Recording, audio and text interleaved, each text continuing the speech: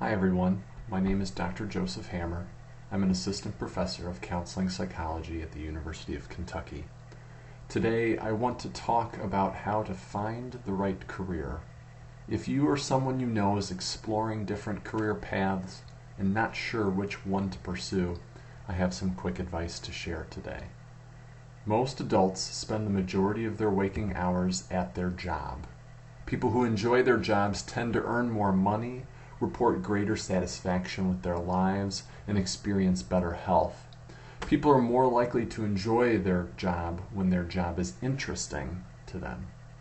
Therefore, career counselors typically encourage people to go into a profession that matches their personal interests as well as their skills, values, and personality. There are more than 800 occupations that exist today in the United States. How are you supposed to identify which of these many professions is the best fit for you? Most people stumble into a profession in a haphazard fashion, their journey shaped by the classes they took in school and random conversations with teachers, family, and friends. Sometimes this works out fine. Other times it leaves people with an academic degree in a field they don't actually like, or stuck in a job that pays the bills but leaves them feeling unfulfilled. Fortunately, there are better, more systematic approaches to identifying the profession that matches your interests and will leave you feeling satisfied and fulfilled with your career. Ideally, everyone would get to work with a qualified career exploration specialist who is trained to systematically guide clients through the career exploration process. However, many of us won't have the means or opportunity to work with such a professional. Thankfully, there are many excellent and free online resources that you can use to help you systematically explore potential careers.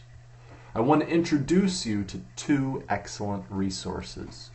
The first is the O-Net Interest Profiler, and the second is the Mental Health Professions Career Test.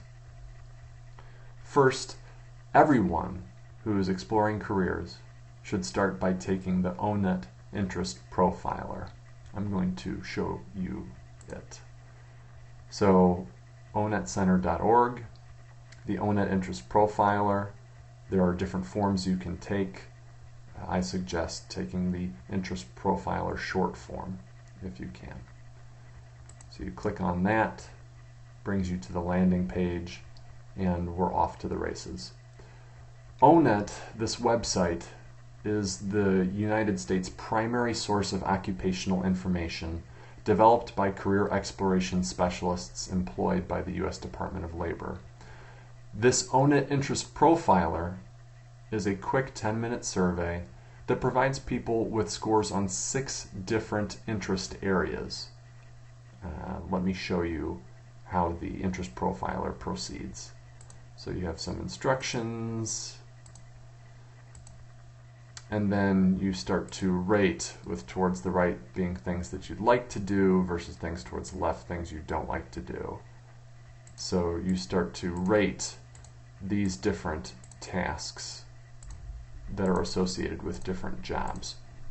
And there are 60 of these questions, and once you're through with them, you're provided with a results page here. 6 different interest areas you get scores in, and they each have a name. So for example, realistic is people working with their hands on concrete things with machines, outdoors, stuff like that. Investigative is using a systematic approach and a scientific method to investigating, analyzing, and solving problems. Artistic is bringing and practicing creativity in what you do, whether it's in the traditional arts or outside of them. Social, we'll talk about in a second. Enterprising is about managing and influencing people and running and organizing businesses and organization. And conventional is bringing a systematic approach to organizing information and materials, working with numbers, working within a system, that sort of thing. So in particular, one of these interest areas I mentioned is called social. People who score high on social generally like to work with others to help them learn, grow, and become healthier human beings. If you take this test, or someone you know takes this Own It Interest Profiler, and they get a high score on social, like in this fake example I created, social was one of the top scoring interest areas. So if social is one of those higher scoring areas, then here's what I recommend thinking about. You score high on social and you think you might enjoy helping people improve their mental health in particular, then you should take the Mental Health Professions Career Test, which you can find under the Resources for Students tab of Dr. Joseph Hammer, which I have pulled up here. So this is my website, drjosephhammer.com, Resources for Students, and there's the link for the Mental Health Professions Career Test, which will bring you to a landing page with some brief information, a link to the test, and it shows you the 21 different occupations that are covered by this test. So for example, we'll show you what it looks like. Click into it, there will be a landing page, and then when you start the test, it'll introduce you to the 21 occupations.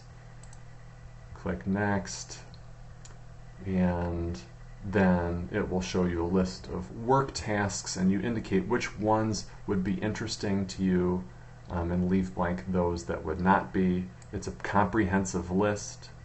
Once you're done with them, you'd click Next, and it brings you to a landing page where it summarizes the scores you get, the interest scores you get across the 21 different occupations. So this Mental Health Professions Career Test is designed to help you explore which of these 21 different mental health professions might be the best fit for your interests. The test is free and can be taken online completely anonymously. This test will provide you with interest scores on each of the 21 occupations. You see zeros here right now because I didn't fill in any of the questions, but when you do it, it will provide you with a score between 0 and 100 for all 21 of these occupations. And so what you do is you download the interpretation chart that I've provided. It's in Excel format, which most of you will have installed on your computers. And then you copy the 21 occupations and their scores. You pull up the interpretation chart, you click in here, and then you paste in those values, and it will automatically paste in the 21 occupations and their values here. Then you click over to this chart tab down here, and it will present you with information about how you scored across these 21 different occupations. You can see how they stack up to each other in terms of what were more or less interesting to you. So for this fake example I created, you can see that for this person who took it, counseling psychologist, they got a 97 out of 100 on. Clinical psychologist lower, etc., etc. So you can see your pattern of results across the different occupations. And so this allows you to see which occupations might be of most interest and the most natural fit for you. And then you can learn more about those occupations, because this chart also provides helpful information and links that you can learn more about the day-to-day tasks associated with the job, salary information for the job, educational requirements, job growth, training programs, that sort of thing. So I'll quickly kind of scroll through and show you some of the stuff. So the link to the Own It Interest profile for that occupation, so for counseling psychologist, if we click on this link, for example, it'll bring us to Own It Online Summary Report for Counseling Psychologists, where you can see what tasks do they tend to do on a day-to-day basis, what tools and tech do they use, the knowledge, skills, abilities, and work activities that they draw upon, job stuff, typical education, Holland interest code results, so you can check to see how well the Holland interest code for this profession matches up to the code, the top 3 scores that you got when you completed the ONET interest profiler, and then related occupations down here that you can click to see, wages, and then oftentimes in the sources of additional information you can go to the Bureau of Labor Statistics website, which goes into more depth about this occupation. It's a really handy website. And for the mental health professions career test interpretation chart here, we provide links for all the occupations to the ONET and the Bureau of Labor Statistics pages for these occupations.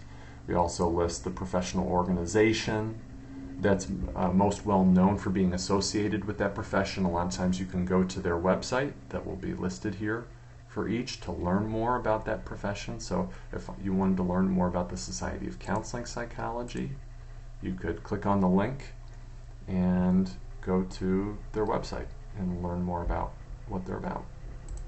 The median annual salary is listed here, so that's a typical salary for someone in that profession.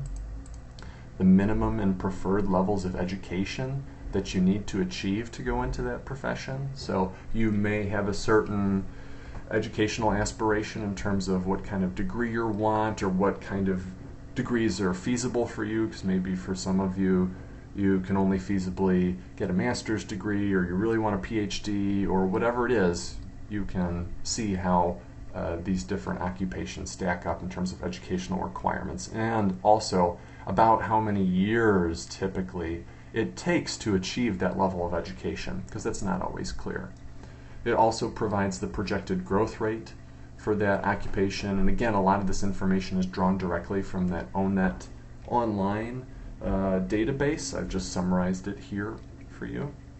So you can see how quickly these occupations are growing compared to each other. So occupations like counseling psych up here are growing faster than, say, some of these occupations down here that are only growing at 5 to 8% or 9 to 13%. So just something to keep in mind in terms of ease of being able to get a job in that profession.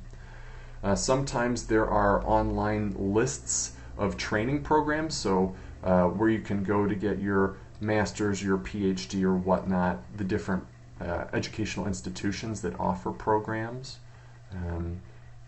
can be accessed. So for example, in counseling psychology, the Society of Counseling Psych maintains a list of APA accredited programs in counseling psychology, which is really awesome, and you can click through to go check out that given university. So for example, I'm at the University of Kentucky, so here's the listing for University of Kentucky.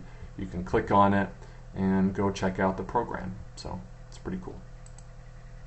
And then a lot of times these mental health professions, you need to get some sort of licensure that's regulated by the state that you practice in. You need to be licensed and maintain licensure in order to ethically and legally practice in that field.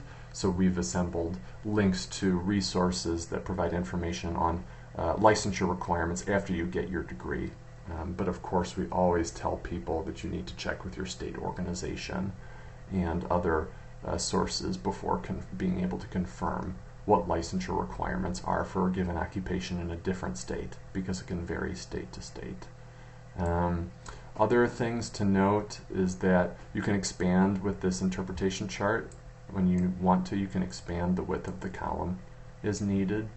So I allow you to edit it, talk about where information is sourced from, and if any of these links you found are dead, because again, websites are changing all the time, feel free to email me at this email address, and we can fix any links that are broken. But we spend a lot of time, my team and I in the Hammer Lab, I spent a lot of time putting this resource together, both the career test itself that we developed and this interpretation chart, but we think it's a pretty excellent resource. So I highly encourage you, again, if you think you want to go into an occupation where you want to help people, particularly with the mental health side of things, I think this mental health profession's career test is a great place to start to explore which of these professions might be a better versus worse fit for your interests. So it's not going to tell you the one occupation you need to go in. There's no tests that exists like that, but it's an excellent place to start and provides you with more information. You can use this to talk with people you trust and to go from there. So I highly recommend it, and I welcome feedback about the test and the interpretation chart and just your experience taking it. Feel free to reach out to me and provide that feedback.